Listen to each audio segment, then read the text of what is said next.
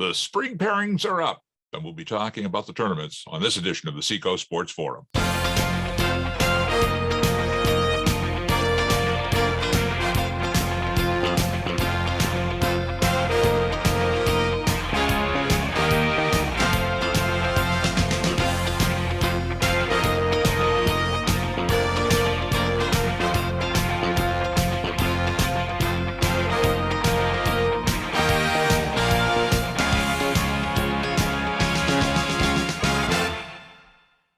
Sherm Chester joined this week by Sam Bruno and Sam, and we got a busy schedule coming up as far as the tournaments are concerned, and I'm going to just hand it right over to you. You tell us where we're going. It's a great time. I mean, the Blue Hawks had a great season this year in the spring season.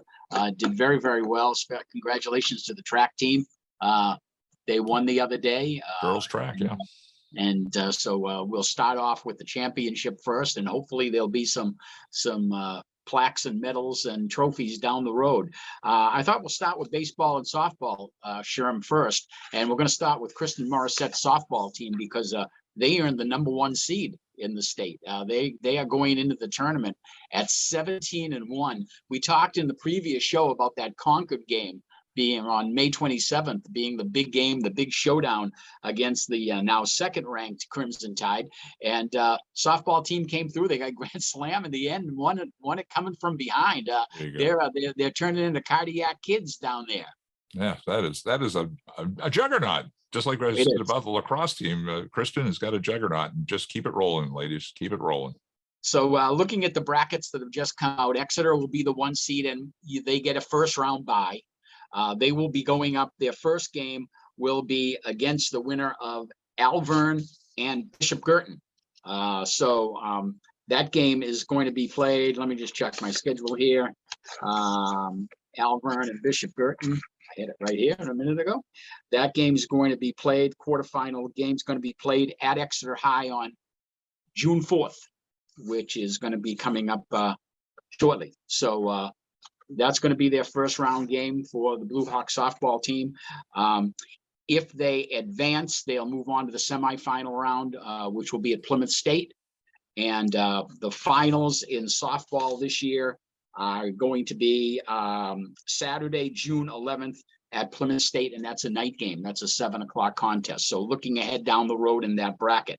In the other bracket, of course, Concord at 17-1 will be the 2nd seed. So projecting along, will it be the Blue Hawks and the Crimson Tide again when all the dust settles on June 4th? Yeah, it'd be a fun matchup. We'll see how that goes. Certainly Concord, a formidable opponent. Now, over on the baseball side, the Portsmouth Clippers earned the #1 seed, 18-1. They only lost 1 game, and that was to Timberlane. They're going to play the winner of Bishop Girton and Bedford. For the Blue Hawks, they finished at 13-6, and they earned the 6th seed. And they're going to go up against the Dover Green Wave in their first round match. Dover coming in at 9-9 on the season. And looking ahead on the dates on that, that preliminary game will be played this week, and the quarterfinal game, if they advance, will be on Saturday, June 4th. And that would probably be, the quarterfinal game, looking at the bracket, third-ranked Nashua South at 15-4 could possibly win their game against North. So that game might be in Nashua if the Blue Hawks prevail in their first-round game. But that first-round game will be at Exeter High School, and that game will be on June 2nd. So good luck to the baseball team as they're right in the middle of the pack, and they'll be doing well there. Sherm, you spent some time with Matt Brewster and the boys lacrosse team. Yeah. 17-1, #1 team, #1 seed. Juggernaut. Is that going to be a curse? Is it going to be something to motivate the team? It's tough. It's tough when you're the #1 seed. Everyone's shooting for you. Yeah. But I tell you what, seeing and having seen the guys, just put the pedal to the metal. I'm not going to jinx them, but I'm confident that it's going to be a good ending. Let's put it that way. And there they are, the #2 seed, Bishop Girton, boys lacrosse powerhouse in past years. It's been tough getting past Bishop Girton for any number of teams, especially Pinkerton in history in boys lacrosse. Pinkerton will be the number 6 seed this year, but the Blue Hawks will go up against the winner of Concord and Sauhegan, and their quarterfinal game in boys lacrosse will be at Bill Ball Stadium at 5 o'clock on June 4th. Now remember, in Division I boys lacrosse, the semifinals are going to be at Bill Ball Stadium. So if the Blue Hawk boys lacrosse team can get through their quarterfinal round at home, they would have another game at home on the semifinal round. And if they get to the finals of the Division I boys lacrosse team tournament, that will be at home. Home cooking. So it could be all home matches for the boys lacrosse team. So as far as years go and brackets go and sites go, Matt Brewster's club has got it lined up right in front of them right now. Home cooking. Okay. So the boys lacrosse bracket looks pretty good right now. Over on the girls' side, girls lacrosse, the Blue Hawk girls team is coming in at the 8th seed, 9-9, and they're going to have their hands full. First round quarterfinal match. Only 8 teams made the playoffs. They're going to have their hands full. They have to go up against Bishop Girton in round 1, 15-1-1 for the Girton Cardinals.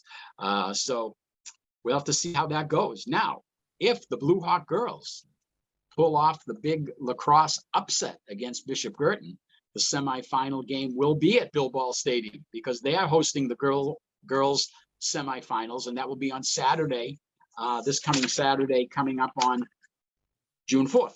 So if they pull it off, they get a home game, but we'll have to wait and see on that because that's going to be quite a task for that club. Bedford number 2 at 14-2.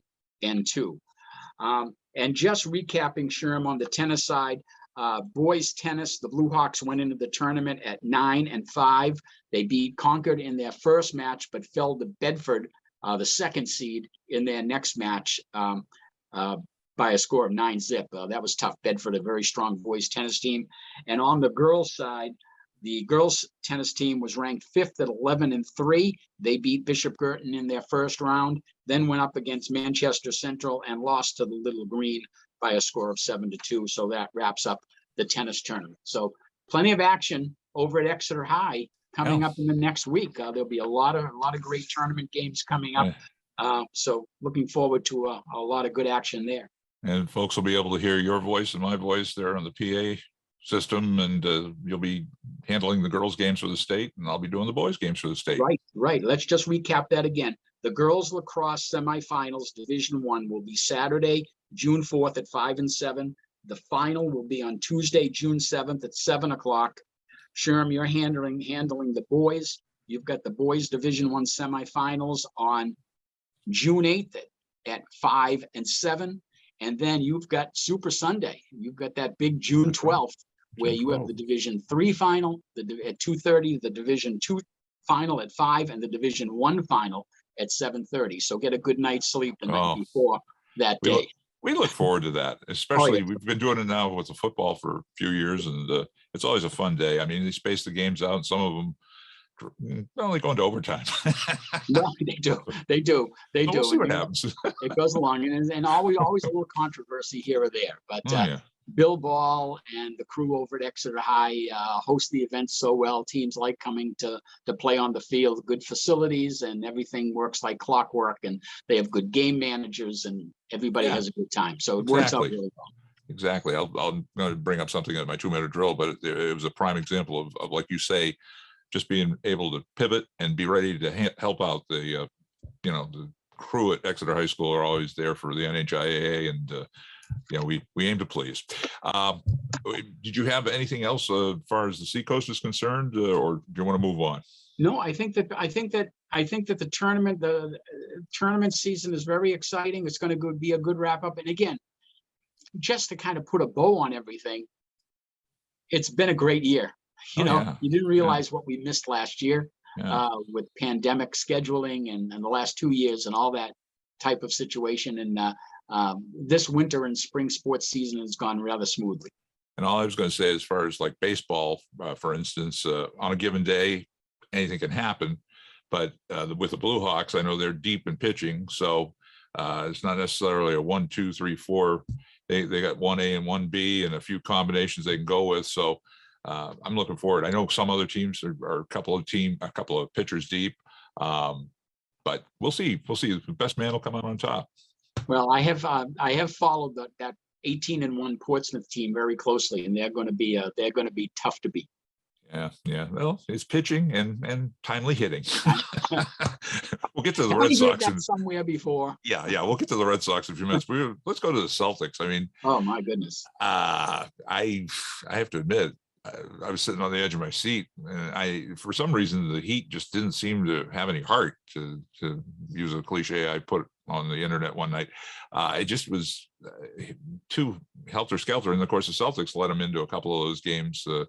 But I guess it was our chance to go and make history. We'll be the all-time winningest championship team if they pull this one off over Golden State. What do you think?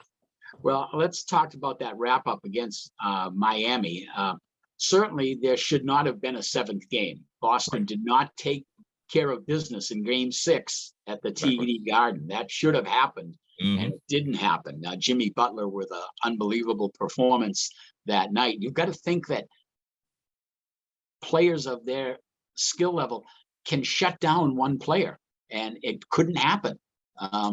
So I think when you've got a player like that, you have to make a decision. I'm not going to let Jimmy Butler beat me, and let's see if the other players could do it. And the Celtics couldn't do it, and that's why they lost that Game 6. In the Game 7, when they ran out to that big lead, again, no lead is safe in the NBA now. I mean, 20, 25 points is nothing. They can wrap that up. Teams go on 15, 16, 17-0 runs without any problem with their three-point shooting right now. Celtics in the last 4 minutes of that game against Miami stood around. They were not moving the ball. They were trying to run the clock. You can't run clock in basketball. I'm sorry, you just can't do it. If you do it, you're not going to score. Right. And the other team comes back. And, I was having dreams about Max Strauss. I mean, I don't know. Does that guy ever miss? Some unbelievable long-range shots by that young man. So, I think going into Golden State right now, there's a couple of things I feel okay about. Regular season series, Golden State won at Boston, Boston won at Golden State. Okay, and both were blowouts. So, who knows what's going to happen there? I'm not a big home court advantage fan in the NBA. I don't think home court means that much right now. Certainly, I'm guessing. I don't know what the record for three-pointers made in a final is, but I think this series might break it. I don't think you're going to see anything inside. Yeah, I that disappoints me about basketball in general. Live and die by the three. We saw that in the Heat series, but one thing the Celtics did show, and that's some defense. And when they were hot, they had the defense going. And the guy I felt great for, and I'm hoping it'll come through for him, is Al Horford. I hope he pulls it off. Keeps being out there, being big, and kind of being the senior member of the franchise and keeping the kids focused, and comes away with his championship, because he put out a lot of effort in all those games that they pulled off to beat the Heat. I think when you play a team like Golden State, I think one of the things the Celtics have to do to be successful is not to start too fast, to play an even, steady game for the first 3 quarters, because Golden State is an unbelievable fourth quarter team. So if you run out of gas in the fourth quarter, they're going to take you to school. So you need to make sure that you have something in the tank in that fourth quarter. Don't get into foul trouble. Rest some players. I think Coach Ime Udoka is going to have to manage players a lot to keep players fresh, because you're going to need Tatum and Smart and Brown fresh in that fourth quarter. So I think all of these games are going to come down to the fourth quarter, and who plays best in the fourth quarter, obviously, is going to win this game, because I think that is the Warriors' strength right now. Well, the name obviously everybody attaches to Golden State, and it's on all the promotional stuff going into the series, is Steph Curry. If you nullify Steph Curry, if you're the coach of the Celtics, you nullify him somehow, what do they got left? Who you got to worry about? You've got Klay Thompson. If Klay Thompson has a strong game, but he's not the Klay Thompson of old. He's very streaky right now. You've got a player off the bench by the name of Jordan Poole who can get hot and go 10, 12 points in a row right now. And then you've got inside players like Andrew Wiggins right now, whose inside play is very, very strong for the Warriors. So those are the guys. Andre Iguodala, not the player he used to be, but he can hurt you inside a little bit. But I think Thompson and Poole and Wiggins are the players you're going to have to rely on if Curry gets shut down. But I don't think he shut down Steph Curry. I don't. Yeah. So you don't see it being like with Giannis, the same scenario. I think I turn around I turn it around the other way. Mm-hmm. Let Curry get his 40 and stop everybody else. Okay. All right. I think that's, instead of stopping Curry and let Curry score, because his chances of getting hot from outside, he's not going to do a lot inside on you. It's going to be outside. So Celtics offensive rebounding obviously would be very, very important. I'm worried about Robert Williams. He's a very, very good looking player, but I think his knee is in rough shape. Did you ever see him running up and down the court? Yeah. I think he's in bad shape, and that would be a tough rebounding loss, defensive loss for the Celtics if he were to get hurt. He's a key player in their defense right now. But how about that Celtic defense? I mean, they're immense. They're so good. I mean, that couple of blocks Horford made against the Nets and against the Bucks too. I mean, he came to play, and I mean, I think he realizes this is it.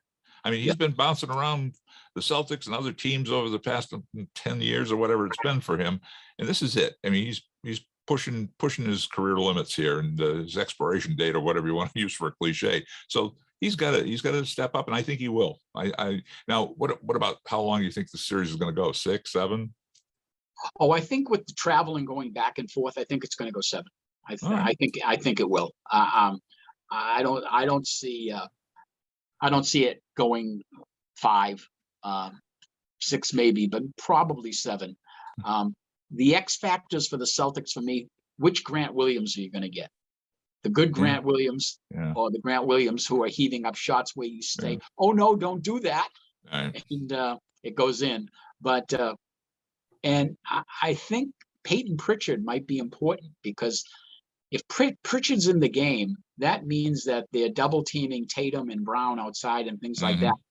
And if Tatum decides to be a assist player, decides to distribute the ball around, those players are going to have their shots.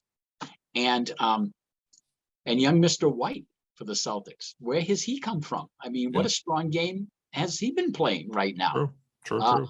So, who's got the better bench? Who's got the better lineup right now? That's why I think the Celtics have a great shot, because they can go deep.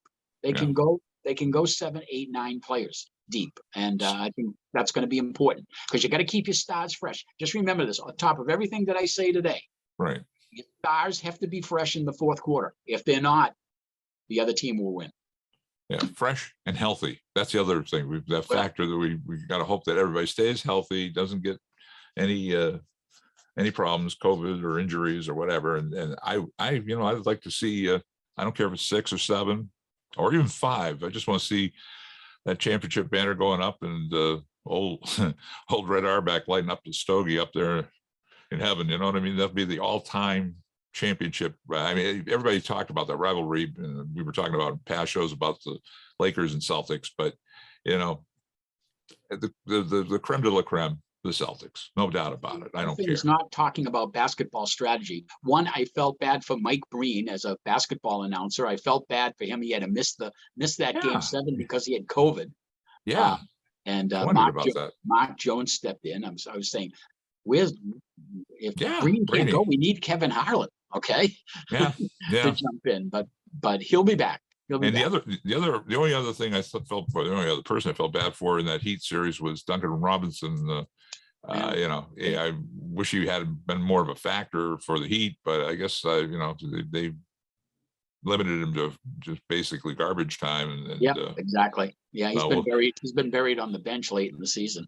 I wonder. Do you think he'll be shopped out during the offseason? Who knows? Maybe he might be a Celtic someday. Hey, I'm Yeah. sure he would welcome that. And with The other, Pritchard, that would be the other nice. thing that I thought was interesting is that the game is Thursday night.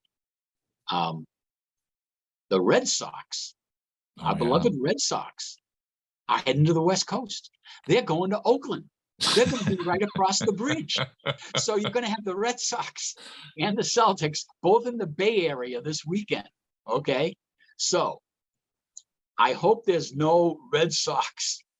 I hope none of the Red Sox play rubs off on the Celtics right now because they're in the same area. They're not staying in the same hotel. Please. Alex Cora has already said that he will be at the game on Thursday night, the first game. He will be there. So, all right, you brought up the Red Sox. Let's go there. But they got red hot for a few minutes, and then they kind of faltered again a little bit. But it's the pitching. Just when you thought they were going to get the 500, they go into the tank against the Baltimore Orioles, and then that there have been some classic losses. I mean, classic losses where the Red Sox are leading by 8-2. Okay. And they lose the game 12-10. Okay. I mean, how just an assortment of rubber arms coming in out of the bullpen who are, these guys just can't do the job anymore. And now the shuttle between Worcester and the Red Sox is starting right now. So you're going to start seeing some names that are going to be coming up right now. And, everybody's telling me that everything's going to be all right. And, pundits are saying, well, they're only 5 games out of a wild card slot right now. Okay. So, I don't know how they're going to do it. It's been nice seeing JD Martinez hit. It's been nice seeing Devers and Bogarts hit.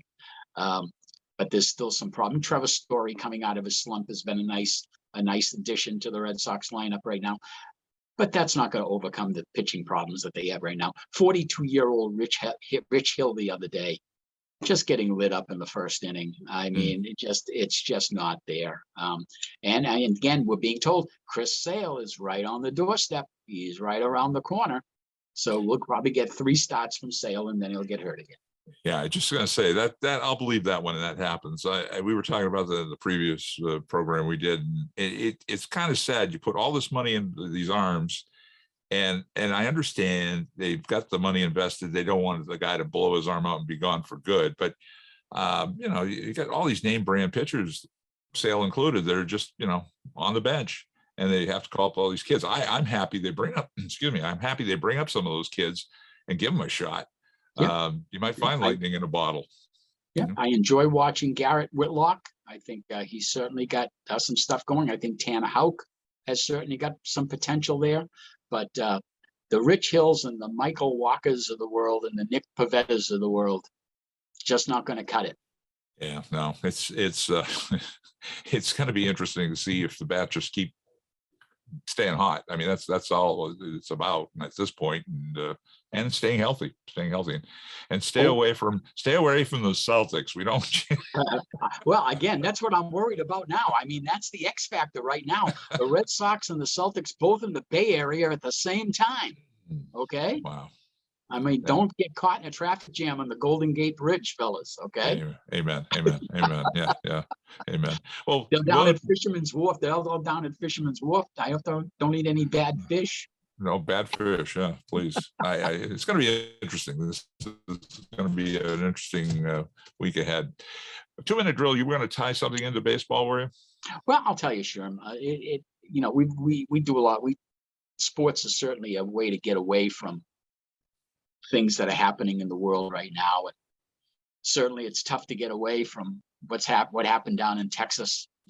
And now the fallout after that regarding gun laws and everything like that that's going on, and pro and con, wherever you fall on that issue, I really don't matter. doesn't matter to me right now. Everybody has their own opinion about what the next best steps are going to take. But I thought a move by the Tampa Bay Rays was very, very interesting. Brooks Raley, who was a relief pitcher for the Tampa Bay Rays, is from Uvalde, Texas. And one of the things the Rays ball team did, again, baseball teams right now have a lot of followers on social media. You know, I follow the Boston Red Sox. I follow some of their players. You know, I get tweets and all those types of things, and whether you're on Instagram or Facebook or whatever. Social media is where you get your information right now on your favorite sports teams and your favorite players. I thought the Tampa Bay Rays did a very interesting thing. And what they did is, over the past week, they have taken over, or all their players have said, take over our accounts, put them all into one. And they've been sending out just facts about gun control, about gun laws, pro and con, not preaching, anything like that, but just sending out facts, not talking about guys' ERAs or hitting streaks or things like that. And to all their followers, have just made this an issue above baseball, above sports, which I think where it needs to be. So I applaud the Tampa Bay Rays on doing something like that. And I think we're finding out more and more social media can cause problems. Social media can help problems. So we really need to be sure that we handle that closely. As media members, whether it be minor league media members like us, doing a local show, or whether you're on a national level, the media and the message and how it gets to people and how it's packaged and how it's shown is so influential. And it can cause problems and it can solve problems. So we always have to make sure that when we're talking about the blame and how to fix things, you've got to tie in social media, you've got to tie in the media right now, because that's really, I think myself personally, how you're going to get problems solved. I would have to agree with you. This is the age of everybody has a telephone that is connected to the internet via whatever the source is. And you're right. I mean, this is a time to use it for good. There's a lot of foolishness out there that people waste time on, and I'm as guilty as anybody. And you're right. It's even, I thought I chuckled when the fantasy football issue came up, and I thought about you when Tommy Pham of the Cincinnati Reds and Jock Peterson of the Atlanta Braves got in a fight at the batting cage over fantasy football. I'm saying, yeah, it's a year old. Sherm should have been there to kind of referee that. He probably could have done that. I read into that. That was a year-old argument. Pham was mad at Peterson about something about scoring a game back last season, not this season, last season. I've heard, and I guess Pham quit the league, and Peterson took exception, because once you're in a league, that's the only thing. If you're playing fantasy sports, I don't care what sport it is, you stick with it. A lot of these guys take a team and they say, I've got nobody on it, and they don't play. They just sit and let it. You got a dead team in your league. And I'm a commissioner of 5 leagues, and I see these guys bail on me right after and so over the years, you cultivate good players, people that will stay the course, even though they're stinking up the joint, their team, they don't get who they want. People like we were just talking about, the injury thing is a killer. I mean, when you got a Jake DeGrom, Scherzer, Chris Sale, and they're not there, I mean, there's a lot on the line there, and you lose a lot of momentum. So anyway, that was a foolish thing, and Tommy Pham was dumped by a lot of teams the next day. He was. I too had a drill. I'm going to say it was a privilege. I got a call last week to go up to Exeter High and be the PA announcer for the NHIAA Division I Unified Volleyball match. And I'll tell you, man, you talk about a contest. It was between Oyster River and the Dover Green Wave. Both teams came to play. It went into a sudden death overtime, and the Dover Green Wave came out on top. So congratulations to the Bobcats, Oyster River Bobcats, for a great season. But those Dover Green Wave kids. They are the NHIAA Division I volleyball champions. So congratulations. That was just a super match. And also, I just want to wrap up by, well, two things before I get to Memorial Day. We just finished up with Memorial Day. So we're into the unofficial start to summer, correct? And we had our first time in, well, 3 years, I guess it was. We've had our get together for Memorial Day. So I had the family over. And I did something, Sam, I didn't think I'd ever do. I took on a new sport. Uh-oh, cornhole? Beanbag toss, we're calling it. Oh, okay. I figured, Actually, I figured you're only one step away now from yeah. flippable. The horseshoe thing, that's still in the garage. I have too many little grandkids. I didn't want to get beaned with a metal horseshoe. So we get the beanbag thing. And the funny thing was, it was ESPN actually. And we know, and my wife didn't believe me. I said, you got to watch. They actually have cornhole as a sport on ESPN, right along with axe throwing. And I told my son-in-law, forget the axe throwing. We're not going there. But the beanbag toss is, I'm pretty good at it. I got to work though. I got to, that shoulder motion there they get, and then you get the slippery side. You got you rotate it, and then you got the slippery side of the bag and the sticky side. So you got to get used to that strategy. But I did want to mention, in seriousness, a shout out to a member of the Exeter Blue Hawk Nation, Sandy Winter. It was great to see him as the Grand Marshal of the Exeter Memorial Day Parade. And Sandy, hang in there, okay? And that about does it. For Sam Bruno, this is Sherm Chester, inviting you to join us for our next edition of the Seacoast Sports Forum. You can listen to the Seacoast Sports Forum on your favorite podcast platform. And don't forget to watch the episodes of the Seacoast Sports Forum on our Seacoast Sports Forum YouTube page.